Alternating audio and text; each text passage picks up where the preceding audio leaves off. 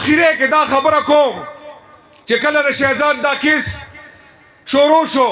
نو د زما د ملګرو ته پته ده دا زه د ختم نبوت د مشرانو په نوټس کې مراولم د دې ورور دی که دوه په بار ملک کې دی په ملیشیا کې ورور دی ما نوم نه راځي خو هغه ما ته میسجونه وکړل په واټس اپ ما له دمکې راکړې دا زه حلفن ویم ما ته وی چې تا ویلي دي چې زه به دا ورور ستا نه پرېږدم ما ورته وی داسې کار دی چې ستا ورور کم کار کړی دی نو که موږ ولیده نو لومبۍ به زه یم پې بیا به پې بل څوک نعرہ تکبیر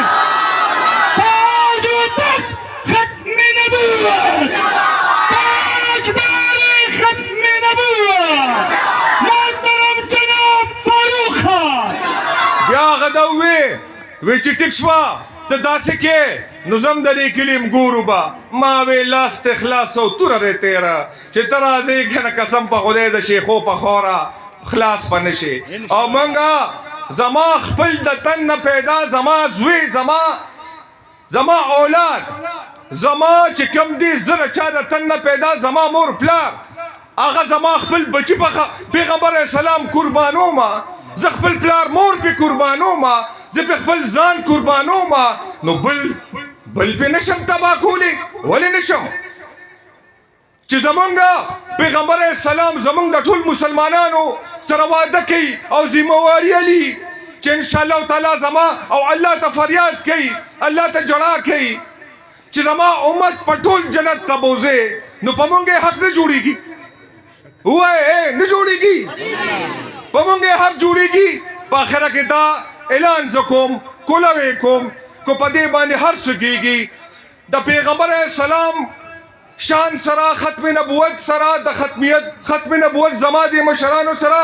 فاروق کلک ولاړ دی چې ګولۍ راځي کو بم راځي کو هر څه راځي زما مری له دې راځي زه به شهید یم زه به خوشحال یم زه به شهید یم زه به خوشحال یم چې زه د پیغمبر اسلام په شان کې قربان شم نو زما نه غټ سړی به بل ني هر یو مسلمان دا مرګ غواړي نن زه دا الله ته سوال کوم چې مړي خو به ټول مونږ ټول خلک خو مړه شوي دي څه به مرو خو مرګ هغه پکار دی